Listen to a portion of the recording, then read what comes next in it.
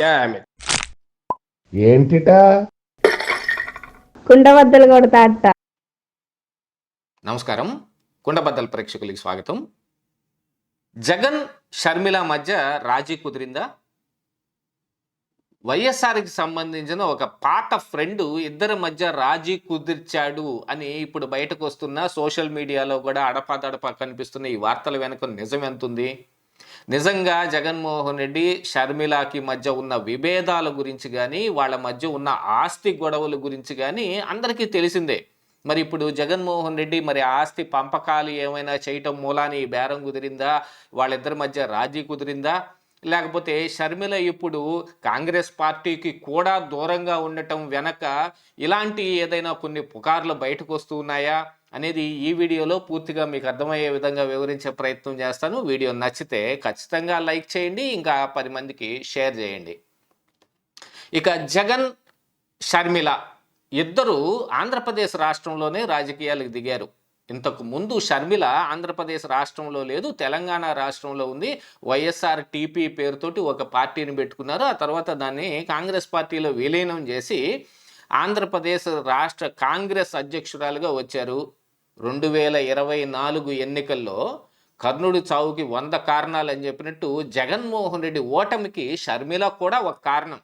షర్మిల కావచ్చు, లేకపోతే వైఎస్ వివేకానంద రెడ్డి కూతురు కావచ్చు, ఇలాంటి చాలా రకాలైన అంశాలన్నీ జగన్మోహన్ రెడ్డి వైఎస్ఆర్ కాంగ్రెస్ పార్టీ మీద పనిచేయటం మూలానే 11 సీట్లకు పరిమితం కావాల్సి వచ్చింది. మరి అలాంటిది ఇప్పుడు జగన్మోహన్ రెడ్డి ఒకటొకటిగా వాటిని క్లియర్ చేసుకునే ప్రయత్నాలు చేస్తూ ఉన్నాడు అనేదైతే కొంత కనపడుతూనే ఉంది. కాకపోతే ఇంకా ఆయన ప్రతిపక్షంలో కుదురుకోలేదనేది కూడా అర్థమవుతోంది.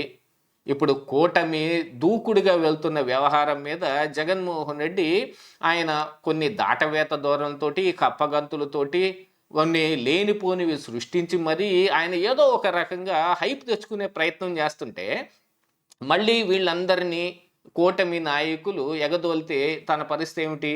అందుకనే అందరితోటి బేరం కుదుర్చుకోవాలనేది గతం నుంచే జగన్మోహన్ రెడ్డికి ఉన్న ఒక ఆలోచన. అట్లాంటిది ఇప్పుడు మరి వివేకానంద రెడ్డి హత్య కేసు మీద ఎటువంటిది తేలని కారణానికి సునీత ఇంకా దగ్గరకు వచ్చే ప్రయత్నాలు ఏం కనపడలేదు. కానీ మరి షర్మిల రెడ్డికి అలాంటి అడ్డంకులు ఏం లేవు. ఎవరైనా వచ్చి ఇద్దరి మధ్య రాజీ కుదర్చటం అనంటే, కుదర్చటం అంటే తెలిసిందే కదా, ఆస్తుల్లో మరి జగన్మోహన్ రెడ్డిని ఒప్పించి కొంత భాగం ఇవ్వటానికో లేకపోతే ఆవిడ కోరుకున్న దాన్ని చేయటానికో పురికొల్పారు అనేది ఒకంత అర్థమయ్యే విషయమే. మరి అలాంటిది ఇప్పుడు మరి ఇక మొన్ననే ఒక కంపెనీలో ఉన్న షేర్ల వ్యవహారం, బదలాయింపు వ్యవహారం మీద కూడా ఆయన ట్రిబ్యునల్కి దాకా వెళ్ళాడు.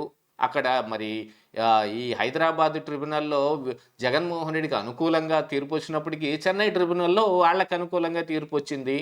ఇవన్నీ చూసుకున్న తర్వాత జగన్మోహన్ రెడ్డి ఒకంత తగ్గాడు.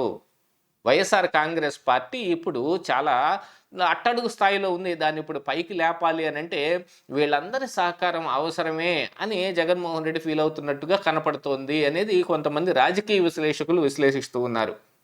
ఎందుకంటే ఒకవైపు మరి వైఎస్ఆర్ కాంగ్రెస్ పార్టీలో పెద్ద స్థాయి నాయకులందరూ కాడి కిందేసినట్టుగానే ఉంది. బొత్స సత్యనారాయణని తీసుకెళ్ళి మరి కౌన్సిల్లో కూర్చోబెట్టి ఆయనకి పెద్దపీట వేసినా కూడా ఆయన నోట్లోంచి ఒక మాట కూడా రావటం లేదు.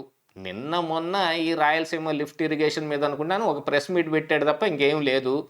మరి ఇక సజ్జల లాంటి వాళ్ళు సలహాదారులు ఉన్నప్పటికీ వాళ్ళు కూడా జగన్మోహన్ రెడ్డి కంటే ఇంకా ఎక్కువగా బయట వాళ్ళకున్న పరపతిని పోగొట్టుకున్నారు. జగన్మోహన్ రెడ్డి కనీసం పార్టీలోనన్న పరపతి మిగిలింది. కార్యకర్తలు జగన్మోహన్ రెడ్డి ఏదైనా చెబితే చేయడానికి వెంటనే రెడీగా ఉంటారు. కానీ సజ్జల రామకృష్ణారెడ్డిని మాత్రం అందరూ వ్యతిరేకిస్తూనే ఉన్నారు. అయినా సజ్జలను తీసుకొచ్చి పక్కనే పెట్టుకున్నాడు. ఇలాంటి వాళ్ళతోటి జగన్మోహన్ రెడ్డికి ఏం పెద్దగా ఉపయోగం లేదు. ఏదైనా ఒక ప్లానింగ్ చేసుకుని దాన్ని ఖచ్చితంగా ముందుకు తీసుకెళ్లాలంటే గతంలో జగన్మోహన్ రెడ్డి జైలుకి వెళ్ళిన సమయంలోనైనా సరే షర్మిల ఏ రకంగా పనిచేసిందనేది అందరికీ తెలుసు కదా.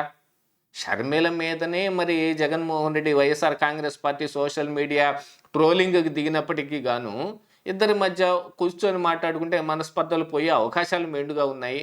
అలాంటి ఒక మీటింగ్ ఏర్పాటు చేయటం మూలాన ఇప్పుడు జగన్మోహన్ రెడ్డికి షర్మిలకి మధ్య బేరం కుదిరింది, రాజీ కుదిరిపోయింది అనేది అయితే వార్తలు కనిపిస్తున్నాయి. హైదరాబాద్లో షర్మిల ఇంట్లో జరిగిన ఈ ఈ బేరం కుదిరింపు వైఎస్ఆర్కి సంబంధించిన ఒక పాత ఫ్రెండ్ ఈ బేరం కుదిర్చాడు. ఆయన మూలాన మాట మంతి నడిచింది. ఇద్దరి మధ్య రాజీ కుదిర్చే విధంగా ఆయన చానాళ్ళుగా కృషి చేశాడు. ఆ ఫలితం లభించబోతోంది అనేది కనపడుతుంది. దీంతో పాటుగా మరి ఇప్పుడు వైఎస్ఆర్ కాంగ్రెస్ పార్టీ ఒక్కటే ఇక్కడ విడిగా కనపడుతుంది. మిగతా జనసేన కావచ్చు, టీడీపీ కావచ్చు, ఎన్డీఏ కూటమిలో ఉన్నాయి. ఇటు మరి జగన్మోహన్ రెడ్డి ఎన్డీఏలోకి వెళ్ళలేడు. అట్లా కాదని మరి ఇప్పుడు కాంగ్రెస్ పార్టీ ద్వారా ఏర్పడిన ఇండి కూటమిలోకి వెళ్ళలేని పరిస్థితిలో ఉన్న కాంగ్రెస్ పార్టీ యొక్క అవసరం కానీ, కాంగ్రెస్ పార్టీ యొక్క బ్యాకప్ కానీ జగన్మోహన్ రెడ్డికి అవసరం. ఎందుకంటే ఆంధ్రప్రదేశ్ రాష్ట్రంలో కాంగ్రెస్ పార్టీ ఏమాత్రం ప్రభావం చూపకపోయినా నేషనల్ లెవెల్లో కాంగ్రెస్ పార్టీకి కొద్దో గొప్ప కొంత సీన్ ఉంది. ఇప్పుడు కేంద్రంలో ఉండే పెద్ద పార్టీలు, జాతీయ పార్టీల యొక్క అండ జగన్మోహన్ రెడ్డికి అవసరమై కూర్చుంది. ఇక్కడ ఒంటరి పోరాటం ఏటికి ఎదురీదినట్టుగానే కనపడుతుంటే మరి మిగతా రాష్ట్రాల నుంచి కానీ, కేంద్రం నుంచి కానీ ఏదైనా కొంత సహకారం, కేంద్రంలో ఉన్న నేషనల్ పార్టీస్ సహకారం కనుక లభిస్తే ఈయన కొంచెం అల్లుకుపోయే వ్యవహారంలో ఉన్నాడు. ఇప్పటి వరకు ఎన్డీఏలోకి రాకపోయినప్పటికీ మోడీతోటి కొంత మాట మంతి నడపటానికో, లేకపోతే బీజేపీతోటి లోపాయికారి అండర్స్టాండింగ్ చేసుకుంటానికో ఉన్న అవకాశాలను వెతుక్కుంటూ జగన్మోహన్ రెడ్డి మరి బయటనే ఒంటరిగానే ఉన్నాడు.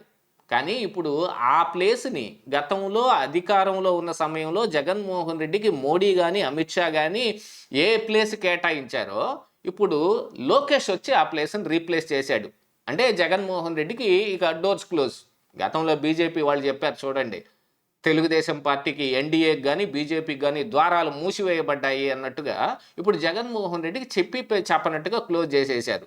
జగన్మోహన్ రెడ్డికి మోడీ అపాయింట్మెంట్ కానీ, అమిత్ షా అపాయింట్మెంట్ కానీ లభించటం లేదు. కేంద్రంతో మాట్లాడుకునే అవసరం ఈ పరిస్థితి కనపడటం లేదు. మరి వైసీపీ ఎంపీలు కూడా విస్తృతంగా ప్రయత్నం చేస్తున్నా ఇప్పటిదాకా ఆయన కేసులు ఏ విధంగానూ తెమలేదు.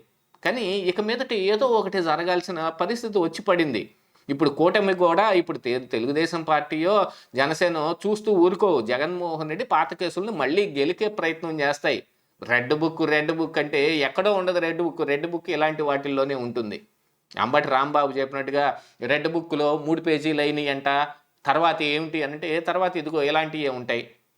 చిన్నగా ఒకళ్ళొక్కళ్ళని కదిలించడం, పాత కేసులను బయటకు తీయటం జరుగుతుంది.